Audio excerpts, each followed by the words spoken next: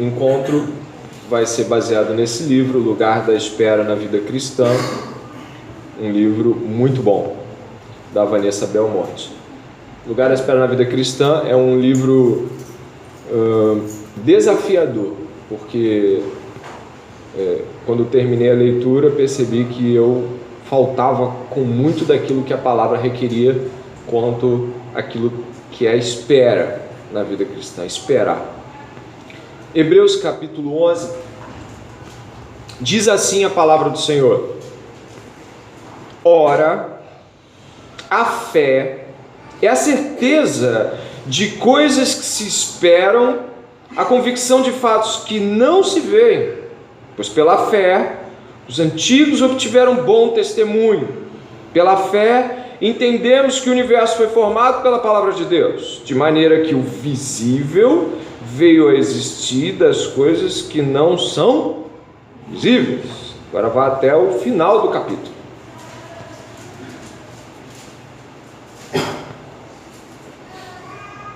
Verso 38. O mundo não era digno deles, falando dos homens citados anteriormente na galeria de heróis da fé. O mundo não era digno deles. Andaram errantes pelos desertos, pelos montes, pelas covas, pelos antros da terra. Todos estes, mesmo tendo obtido bom testemunho por meio da fé, não obtiveram a concretização da promessa, porque Deus tinha previsto algo melhor para nós, para que eles, sem nós, não fossem aperfeiçoados. Vamos orar? Pai, em nome de Jesus, reina em nossos corações nessa pequena palavra de reflexão. Que nossa vida possa estar aberta neste momento a uma transformação. Em nome de Jesus. Amém. Como você pode ver, e não é difícil perceber, Hebreus capítulo 11 começa com uma conceituação. Fé é isso. Não foi isso que você leu? Fé é a certeza das convicções que nós esperamos, das promessas que foram feitas. Começa com um conceito e termina com algo como, sim, todo mundo que você leu ali, Abel, Noé, Abraão, Davi, todo mundo que tu leu ali teve, você pode falar, teve fé. Bom, e no final do livro, no final do capítulo, o que você encontra? Não houve concretização plena, ou seja, não houve uma conquista esperada, por assim dizer, daqueles que iniciaram a fé. Então, fé, nesse sentido, tem muito mais a ver com uma jornada do que com exatamente todas as coisas do jeito que esperamos que aconteça. Ou seja, a jornada da fé é o longo caminho onde aprendemos a confiar menos em nós e mais em Deus. Essa jornada, ela infere em um aspecto, que você, marcando o capítulo 11 de Hebreus, pode ir comigo até Provérbios 3, 5. Essa fé que necessita passar por uma jornada, ela vai ter um obstáculo muito grande, um obstáculo enorme. Você quer saber qual é? Provérbios 3, 5. Provérbios 3, 5.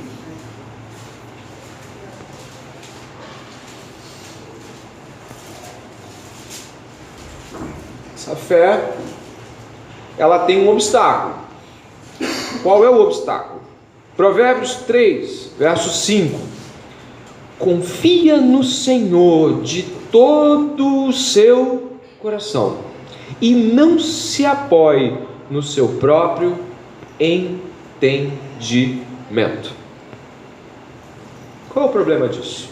E a gente pode ver na próxima fase. O problema que os discípulos de Cristo, enfrentam é que a pressa não forja uma fé madura, mas sim cristãos o quê? Ansiosos. Quando eu fizer assim, você pode completar. Manipuladores e inseguros. O processo que nos leva a confiar menos em nós e mais em Deus é lento. E nele aprendemos que Deus não está preso à pressa neurótica da nossa cultura. Onde eu chego com isso? Nós precisamos entender que a fé que vamos viver nas promessas do nosso Senhor, essa fé, ela é uma longa jornada. E que chega no fim, como tu leu, Hebreus, aquilo não se concretizou na plenitude daquilo que eles esperavam, que eles pensavam que seria o prêmio final. E, incrivelmente, você que leu e leu bem, não leu só lendo, mas leu prestando atenção, observou que o autor de Hebreus finaliza o capítulo 11 dizendo o seguinte: é porque Deus tinha algo melhor preparado para nós. E por ter algo melhor preparado para nós, permitiu que aqueles que vieram antes de nós não obtivessem a promessa esperada, porque até aquilo que é preparado para nós também foi preparado para eles. Mas para ser preparado para nós, era necessário que eles não obtivessem tudo aquilo que esperavam nessa terra. Logo, a fé tem muito mais a ver com uma jornada de fé do que necessariamente com um ato isolado de fé. Tive fé e fiz. Pela fé Abraão foi justificado, mas eu pergunto, quanto tempo levou para nascer o menino? E o menino frutificou ao ponto dele ver tudo aquilo? E a terra prometida se tornou totalmente de posse de Abraão, em tempos de Abraão? Então, eu gostaria de começar a tatear, e não vai ser longo, mas eu gostaria de perguntar qual é o caminho que você tem trilhado e qual é o lugar da espera na sua vida. Você é ansioso? Inseguro? E tenta manipular as coisas de tal forma que elas saiam de um modo mais rápido ou menos doloroso? São retóricas, né?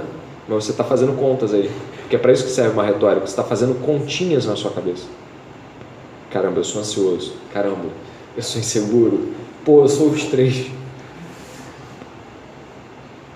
Não confie no seu próprio entendimento. Confie no Senhor. E onde a gente se estabelece? Uma frase do Bonhoeffer espetacular para isso. Citamos tanto ele, né? Vamos citar mais uma vez. Esperar é uma arte que nossa era impaciente esqueceu. Queremos arrancar o fruto antes que ele tenha tido tempo de amadurecer. Os olhos gananciosos são logo decepcionados quando o que viram como fruto delicioso se torna ácido ao gosto. Na decepção e no desgosto, eles o jogam fora. O fruto, cheio de promessa, apodrece no chão. É rejeitado sem agradecimentos por mãos decepcionadas. A decepção se estabelece ou no processo idólatra, ou na desconsideração de uma promessa que ainda seria concluída, ou seja, um fruto que deveria ser amadurecido para ser desfrutado. A espera é difícil porque esperar dói.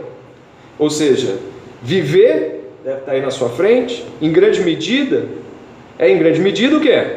Esperar. Ter fé é também o quê? Esperar. Esperar dói. Mas não é a dor de ficar parado e aguardar sem poder fazer nada. É, na verdade, mais parecido com a dor de uma semente que, escondida no solo, rasga a terra enquanto cresce. Quando Deus nos pede para esperar, Ele não está dizendo que nada vai acontecer, ou de que você não vai estar vivendo plenamente algo. Quando Deus nos pede para esperar, é porque Ele nos pede para esperar tal qual a semente no solo espera que chuva, que solo e que tudo ao seu redor coopere para que ela possa germinar. Desculpe se talvez você não seja muito bom com a imaginação, mas ao pensar numa semente no solo, gente, ela só espera. Estamos no solo de Deus, regado pelo Espírito Santo. nós estamos diante da oportunidade ímpar de, na jornada da fé, nós estabelecermos nosso coração para segui-lo pacientemente. E o problema, um dos maiores, é pensar na vida como uma vida que eu dirijo, que eu controlo. Mais uma vez, Bonhoeffer. Quem não sentiu a ansiedade de esperar pela declaração de amizade ou amor, as maiores, mais profundas, as experiências mais ternas em todo o mundo exigem uma espera paciente. Esta espera não ocorre em uma agitação emocional, mas vai suavemente crescendo, como o surgimento da primavera, como as leis de Deus, como a germinação de uma semente. Eu vou recuperar 3 retóricas. Você é ansioso? Você é inseguro? Já tentou manipular as coisas? Pessoas que não sabem esperar em Deus, como nós, são assim. Mas a jornada do Senhor é uma jornada lenta, é uma jornada de espera. Eu vou citar 2 trechos bíblicos aí, estão em Lucas, não precisa abrir, eu vou lançar direto. Você se lembra da situação? Eu pergunto para você, se lembra da situação de Zacarias e Isabel? Você lembra? Já eram velhinhos, né? Senhores, pelo menos, sei lá, 60 anos, 50 anos, não sei. Não podiam ter filhos. Isabel, aparentemente, era estéril, ou um dos dois. A Bíblia sempre classifica a mulher a nível de esterilidade. O anjo chega e olha quanta coisa acontece. Zacarias é abordado, não entende muito bem a situação, tem um certo nível de incredulidade e fica o quê? Mudo, não consegue nem falar do assunto. Isabel fica grávida e o que acontece? Tem de o quê? Esperar. Quando a gente pega a cena de Maria, a mesma coisa. Maria, você vai ter um filho. Maria é ansiosa, não tenha medo, né? As falas são muito interessantes, olha só. Não tenha medo, Zacarias, sua oração foi ouvida. Isabel, sua mulher, lhe dará um filho e você dará o nome de João. Mas o anjo lhe disse para Maria, não tenha medo, Maria, você foi agraciada por Deus, você ficará grávida e dará à luz um filho e ele porá o nome de Jesus. Esses 2 atos redentivos, claros, lidaram com espera. Será que o anjo está falando a verdade? Ou será que é um anjo? Será que eu estou assombrada? Eu não estou vendo nada diferente, eu não tenho marido. Tanta coisa pode surgir na cabeça dela. Eu sou velha, Isabel poderia dizer. Todas essas inseguranças e ansiedades estiveram relativas a 2 crianças prometidas. E nos 2 casos era impossível que essa criança nascesse. E o que eles podiam fazer? Confiar. Elas só podiam confiar. É o que a gente pode fazer, confiar.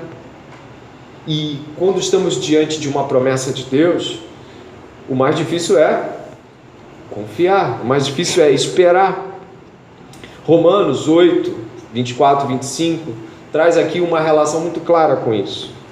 Mas esperança que se vê não é esperança. Quem espera por aquilo que está vendo? Mas se esperamos o que ainda não vemos, aguardamos o quê?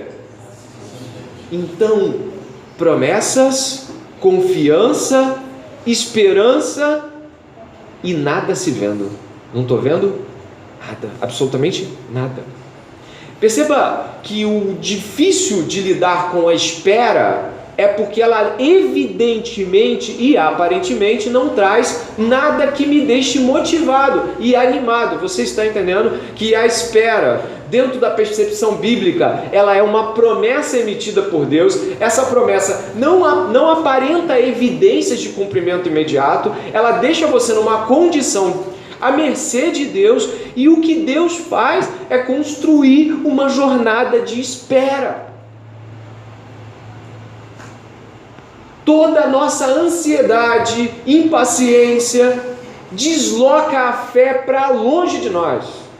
Desloca a confiança em Deus para longe de nós. Então pessoas que esperam no Senhor são mais tranquilas. Pessoas que esperam no Senhor são mais seguras. Pessoas que esperam e confiantemente esperam são mais pacientes com tudo.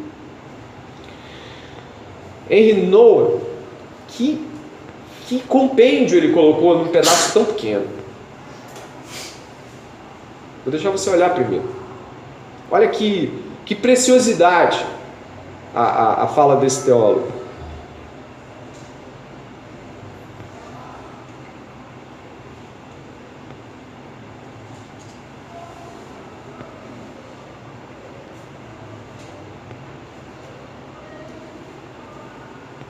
Você leu, né?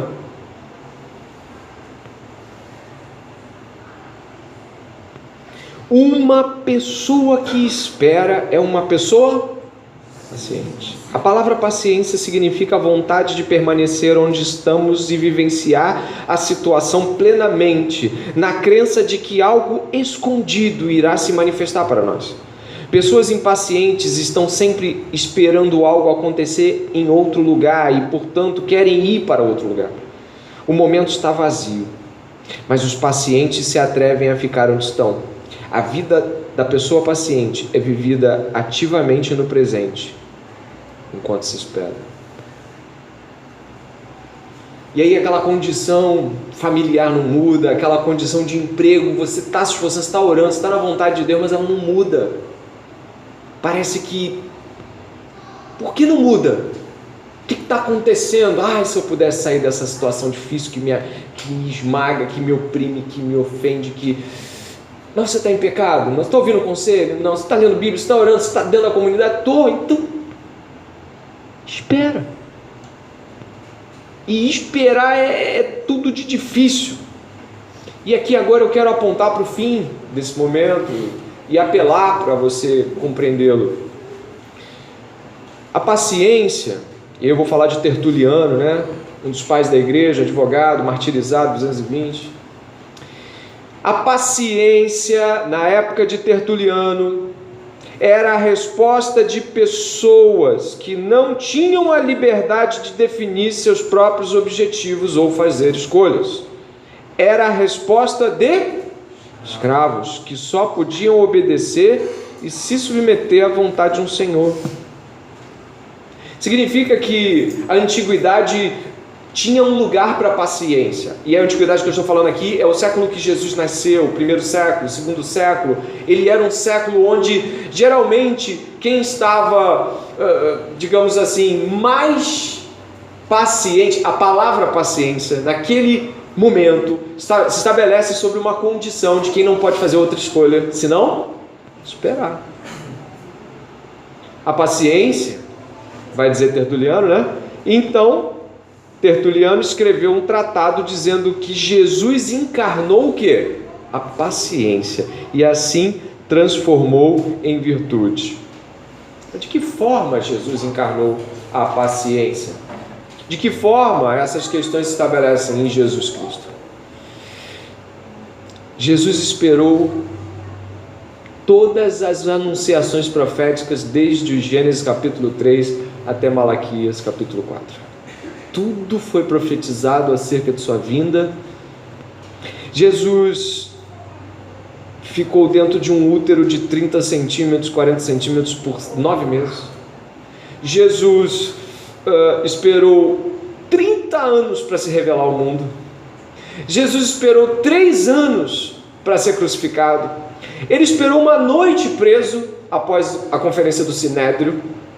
Ele depois esperou 2 julgamentos de Pilatos, mas ele já sabia que ia morrer. Ele esperou horas na crucificação, embora soubesse que teria que dar o último suspiro. Ele esperou 3 dias no seio da morte. E ainda podemos dizer que a obra não está completa. Jesus encarna a paciência, porque ele é um escravo. E escravos obedecem à vontade do seu Senhor. Escravos obedecem à movimentação do seu Senhor. Escravos obedecem, o Senhor falava, agora tu vai, agora tu para. Por quanto tempo? O escravo não pergunta por quanto tempo. Escravo, para. Escravo não fica, o que o Senhor quer com isso? Escravo, obedece. Portanto, ao estarmos diante de uma geração que está com a pressa no piloto automático, de que está o tempo todo recebendo mensagens e movimentando a mídia, quase como uma segunda vida, ou para alguns a primeira, nós temos dificuldade de lidarmos com pessoas que falam devagar, pessoas que falam ciclicamente ou prolixamente, pessoas que não correspondem àquilo que esperamos, famílias que não nos ouvem, trabalhos que parecem não andar, faculdades que parecem não acabar, casamentos que parecem não chegar. Jesus Cristo encarnou o já e o ainda não ao mesmo tempo. E o nosso desafio é difícil. O nosso desafio ou é ser senhor ou é ser escravo. Ou a gente encarna a paciência ou vive dando ordens a Deus. Muito do que se faz no nosso fazer religioso talvez não tenha nada a ver com Jesus. Você é impaciente? João falou que Deus é amor. E Paulo falou que o amor é paciente. Ser de Deus é ser paciente. Porque o ser de Deus é completamente arraigado na paciência. Em Lucas, Jesus diz que esperou ansiosamente pela última ceia. E eu costumo dizer, o que é esperar por uma eternidade?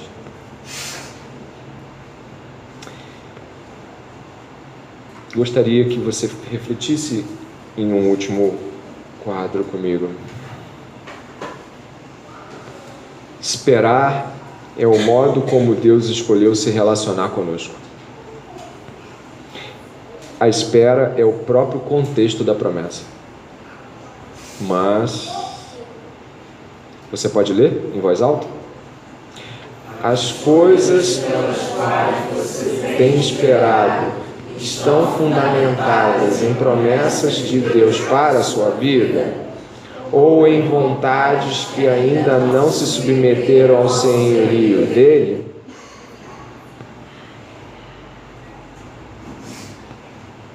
Para terminar, eu convoco o seu coração. Eu chamo ele para uma profunda pergunta essa manhã. Eu sou paciente? Não, pastor, eu não sou paciente. Então você não é como Jesus. Tem muita gente que quer ser como Jesus, subindo o Gólgota até a cruz, mas esquecem tudo que Jesus representa em termos de espera, e de que até o Gólgota teve uma hora certa para acontecer. Eclesiastes 3 diz que tudo tem seu tempo. Esperar é a virtude dos escravos. E nessa manhã, antes de orarmos, eu lhe convido a uma séria reflexão pessoal acerca de você relacionar a sua personalidade a coisas tais como: eu quero tudo na hora, eu sou assim, eu controlo as pessoas, eu controlo tudo, eu não consigo lidar com gente lenta, meu pai, eu não aguento meu pai falando, não aguento minha mãe falando, eu não aguento meu professor, meu Deus do céu, poxa, isso aqui não anda, essa igreja parece que não sai do mesmo. Eu te convoco essa manhã a uma profunda e triste, talvez, reflexão de que você busca tanto se parecer com Jesus, mas quando é impaciente, nada tem a ver com ele. O amor é paciente e Deus é amor.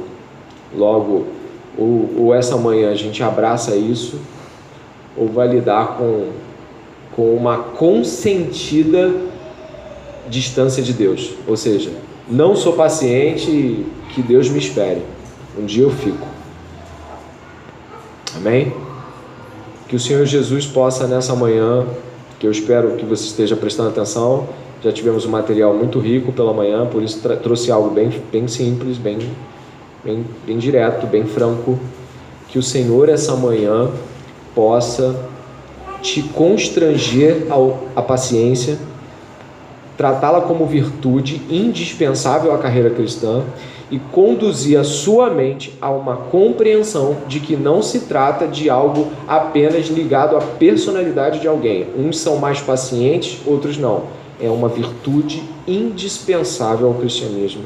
É característica do nosso Senhor e não podemos essa manhã dar testemunho de Jesus sendo impacientes. Cristãos são pacientes. Cristãos vivem promessas de Deus. Cristãos esperam por um reino que ainda virá, pela volta de Jesus, pelo corpo glorificado, pelo céu, pela eternidade. Cristãos não estão vivendo pelo que vem. Logo, o que nós não vemos não pode nos tirar do sério. Pode ser uma conversa com alguém, ou pode ser um trabalho que não está funcionando. Se nós somos regidos pelo que não vemos, o que vemos não pode nos tirar do sério. Se nós somos regidos pelo invisível, o que é visível não pode subtrair aquilo que é característica de Jesus para a nossa vida. Amém? Te convido à oração e que o Senhor te abençoe e te dê a graça de hoje pela manhã você se arrepender. Última fala. Eu não me arrependo apenas porque eu concordei com a pregação. Eu não me arrependo apenas porque eu entendi a pregação. Eu me arrependo porque eu percebo que eu pequei diante de Deus e das pessoas. E aí eu me arrependo. E aí há um peso, aí há uma fala chorosa, aí há um coração... Lembrei agora do que eu fiz com fulano, entendeu? Lembrei de como eu tratei pessoa tal, eu lembrei de como eu fico cobrando a Deus que certas coisas andem. Então eu te peço que não apenas assinta, ou seja, amém, pastor? Por favor. Se não há arrependimento, nada aconteceu. Nada aconteceu. Que Deus abençoe cada um. Nós vamos orar e estaremos liberados para nossos afazeres diários. Senhor, em nome de Jesus, é pela graça do Espírito Santo, é por uma manhã que desejaríamos que não terminasse, que nós estamos aqui pedindo ao Senhor, com toda a sua bondade, que nos oriente, Pai, a uma dimensão de vida paciente, onde não vai ter a ver com a minha personalidade. Eu não vou estar agendando com Deus quando isso vai acontecer. Nessa manhã, em nome de Jesus, eu me submeto à palavra do Senhor, eu me submeto à jornada da fé, eu me submeto a talvez achar que minha vida vai ser X, mas ela não vai ser, ela vai ser do jeito que Deus terminar ela. Então nessa manhã, Pai, eu, meus irmãos, nos submetemos a Deus, pedindo ao Senhor que a nossa impaciência maligna, que o nosso pecado de impaciência seja confessado, deixado, e que em nome de Jesus, que confessamos e deixamos, possa haver purificação, possa haver limpeza, possa haver leveza, possa haver irmãos aqui mesmo no final do culto já falando, me perdoa naquele dia, me perdoa daquele modo, me perdoa daquele jeito, eu não devia ter feito, eu não devia ter pensado isso que eu pensei de você, eu peço perdão, Senhor, que em nome de Jesus o perdão seja a bandeira de quem nunca foi paciente, ou de quem perdeu tantas vezes a paciência e dando como justificativa o outro. Imagine, Senhor, se nós fôssemos para o Senhor motivo de o Senhor ser paciente, o Senhor jamais seria paciente, porque nós erramos tudo. Então as outras pessoas, Senhor, não podem ser a motivação da nossa paciência, mas o exemplo de Jesus, a redenção de Jesus, que da paciência dos escravos tornou virtude. Que nessa manhã o Senhor nos perdoe, nos limpe, nos transforme pela Tua graça e somente pela Tua graça, no nome santo de Jesus. Amém. Glórias a Deus.